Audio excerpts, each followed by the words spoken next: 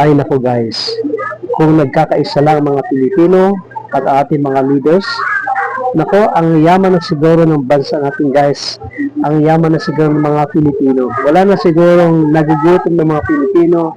Wala na sigurong nakatira sa mga squatter guys. Totoo lang. Mayaman talaga tayo guys. Mayaman tayo sa natural resources. Nasa atin ang pinaka world class na natural gas.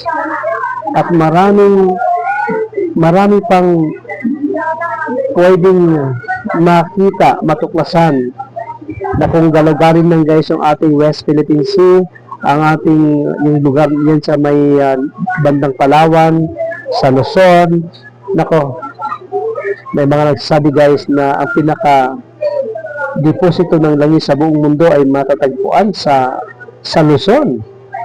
Oo guys, sana no mangyayari yan, magkatotoo yun, no, yung sinabi na ni Cindy, no, mayaman tayo guys sa tourist attraction. Dito matatagpuan sa bansa natin guys ang mga tourist spot na kung saan dinadayo ng ibang lahi.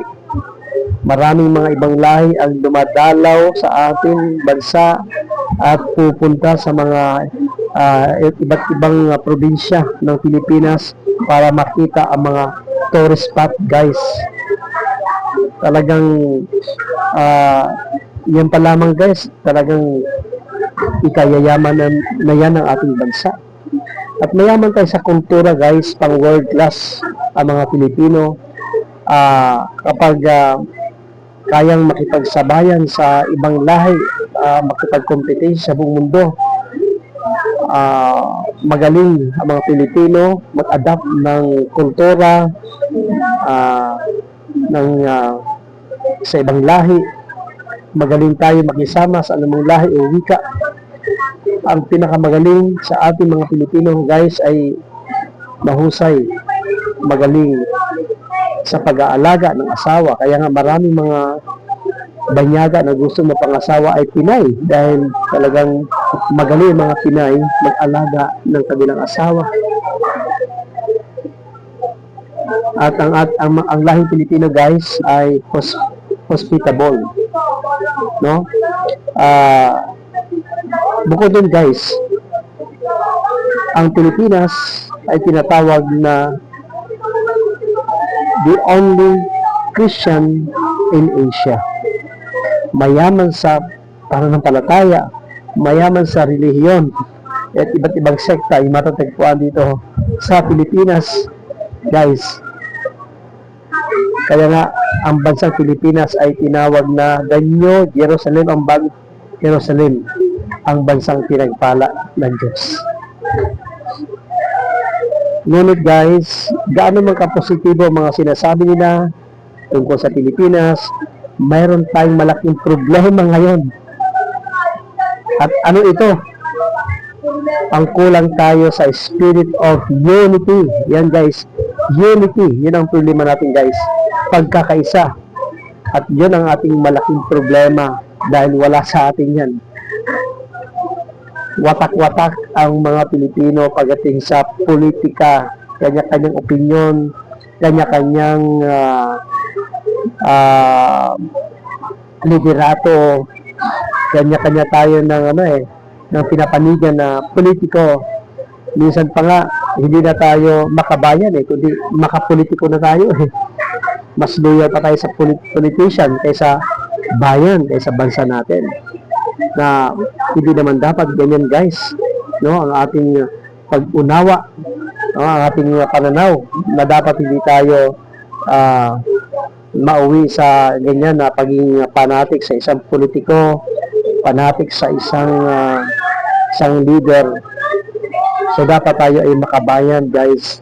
Sa bansa tayo dapat, yun talaga dapat ang higit natin pahalagahan ng ating bansa.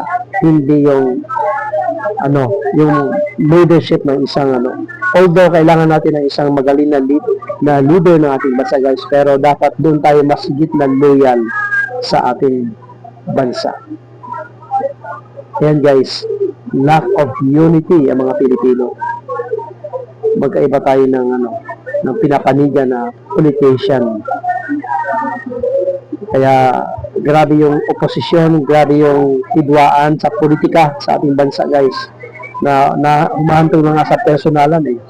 Saan kayo makakita na pagdating sa eleksyon eh, maraming namamatay na mga kababayan natin dahil yan sa politika, guys. Pagsapit ng eleksyon, grabe na yung mga krimen na nangyayari, guys. Dahil yan sa mentalidad ng mga Pilipino na hindi sila tapat sa bayan.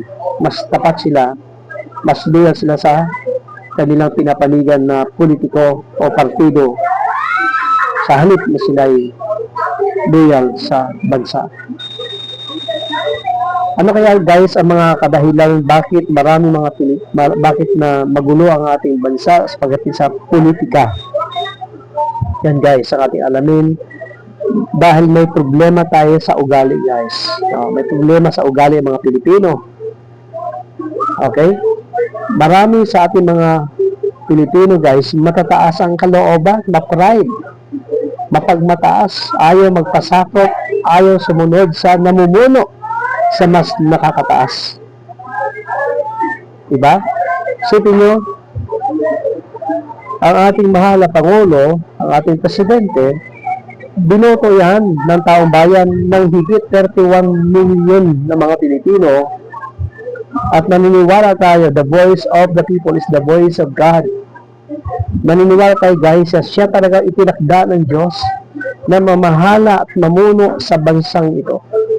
Pero anong ginawa, guys, ng mga oposisyon, ng mga politiko na may galit sa kanya, may hinanakit sa kanya?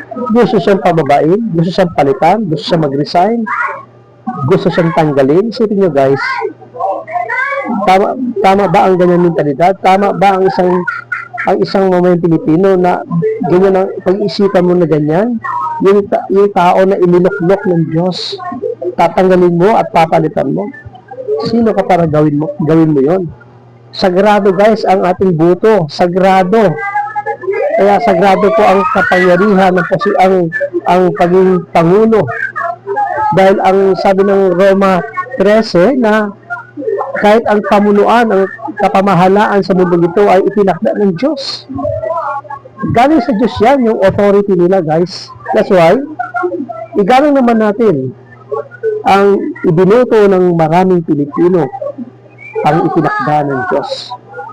Matuto tayo maghintay sa tamang oras ng eleksyon. Doon sa eleksyon magkaalaman yan. Hindi pa katapos sa kanyang termino, gusto niya tanggalin. So, mali na pananaw yan. Maling opinion yan, guys. Maling panawagan yan. Yan ay isang uri ng rebellion. Ang espiritu ng rebellion, yan ang umiiral sa inyo. Kahit sinong Pangulo ang uupo dyan, dapat natin suportahan. Kahit sa ating dating Pangulong Rodrigo Duterte, binoto ko yan eh. Sinuportahan ko yan. Di ba nanalo siya dahil siya yung nakita ng Diyos na siguro na yun yung kanyang term, yun yung kanyang oras. Pero hindi sa lahat ng oras, siya ang gusto ilagay ng Diyos. Naghahanap ang Diyos ng isang leader na pwedeng dalhin ang bayang Pilipinas tungo sa isang mapayapa, maunlad at mabuting governance, guys. Kaya nga, igalang natin kung sino man ang namumuno sa ngayon. Kaya sana maalis na itong kataasan ng kalooban. Dahil ang tao mapagmataas ang kalooban, hindi yan marunong magpasakop at sumunod. So marami sa ating mga Pilipino ang may ambisyon, mapag-ambisyon, mapanlamang sa kapwa. Antayin mo ang iyong tamang oras. Huwag mo na munang ambisyonin yun, mas mataas na kapangyarihan na hindi pa nauukol na kapanahon. Di ko ba? Dapat igalang kung sino ang inilagay ng Diyos ng taong bayan. So marami sa ating mga ugaling talangka, yan, naghahatakan pababa, ayaw magpatalo, gusto lagi nasa itaas, gusto lagi nasa kapangyarihan o may kapangyarihan, nasa posisyon. Kaya nga kahit pagod-ugod na, tumatakbo pa rin eh. Sa tuwing eleksyon eh, laging ang gusto eh, siya'y nasa kapangyarihan, may posisyon sa gobyerno. Pagbigyan naman natin yung iba, di po ba? Maglagay naman tayo ng mga tao na karapat-dapat, mga tao na mas may potensyal, mas magaling. Marami magagaling dyan guys, na hindi lang popular, hindi lang kilala. Pero bigyan natin ng pagkakataon yung iba. No? Tingnan natin yung kanilang track record. Yan. Makikita naman natin guys. Huwag tayong padala doon sa pagalingan ng commercial, papahusayan ng ng sayaw ng budot, di ba? At yun ang ating gustong piliin at ihalal sa kapangyarihan o iluklok. Mali yung guys. Talagang ngayon pong darating na eleksyon sa 2028, dapat talaga maging wais tayo sa ating pong paglagay ng mga leaders natin sa ating gobyerno. Yun guys, no? Marami sa ating mga Pilipino na magaling dumiskarte, magaling magpalusot, nahuli na, magpapalusot pa. Sige nyo guys, na ebidensya na, video na nga eh. Nagpapalusot pa. Sabi, panggigipit daw sa kanya, pamumuliti ka na siya. Ang layo ng issue, ang issue kasi, yung kanilang negosyo ay human trafficking skill part siya sa human trafficking skills yung kanilang business. Isipin nyo. Tapos ang kanyang dahilan ay yan daw ay pamumuliti ka sa kanya, panggigipit sa kanya. Mali yun guys, ang galing magpalusot ganyan ang problema sa atin. Nahuli na, nagpapalusot pa. Diba? Sabagay, sabi ng kasabihan, sabi nila, na ang magnanakaw, hindi talaga umaamin yan. Yan guys, so masakit talaga ang katotohanan. Ayan. Walang tiyaga, no? Hindi pa tapos ang programa, hindi pa tapos ang banal na misa. Nauna nang umuwi, isipin nyo. Naalala ko noong palaspas noong Palm Sunday. Isipin nyo, ang habo ng ilang mga kapatid namin Katoliko, bas-bas lang yung bindisyon ng pare sa palaspas. Nung matapos na ang bindisyon sa mga palaspas, nagsiuyan na yung iba. Isipin nyo guys. Kaya tuloy napasalita ako Oy, sabi ko, hindi pa tapos ang misa. Ba't kayo nag-uwian na? Diba? So, hindi ganun guys. Ang hinahabol natin yung blessings lang, hindi natin hinahabol yung pinagmulan ng blessings. Di ba? Matuto tayong magtiyaga, maghintay sa tamang oras. Okay? So, marami sa ating mga Pilipino guys, ang ating ugali ay ayaw ng obligasyon. Gustong tumanggap lang ng blessings, ayaw naman natin ng obligasyon. Ayaw naman natin magsakripisyo, takot tayong magsakripisyo. Gusto lagi ay yung madali ba? Yung easy to get. Gusto natin makuha ang isang bagay sa magaan at maginawang pamamarahan. Ayaw natin ng challenge, ayaw natin magtiyaga o magtiis. Diba? Ganyan tayo guys. Sana mabago sa atin yan. Na yung makuha sa dasala, makuha sa santong paspasan. Diba? Sa eleksyon niya kung hindi daw makuha sa pakiusapan hindi makuha sa pera sa dadaanin nila sa dahas o sa dadaanin nila sa lakas, diba? So para lang maupo sa kapangyarihan. Mali guys, no?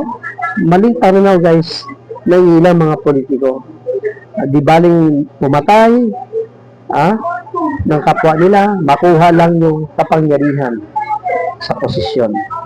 Guys, maling-mali dahil ang posisyon, guys, ang kapangyarihan sa gobyerno ay pagsamantala lang yan. May katapusan ng lahat ng ating pamamahala, ang ating kasikatan, ang ating posisyon sa lipunan. May katapusan yan, guys. Kaya huwag tayo dyan. Huwag natin ibuhos ang ating buhay dyan, ang ating inaasahan dyan, ang ating pag-asa. Wala dyan, guys. Ang ating tunay na pag-asa, tanging sa Diyos lamang, guys. Amen?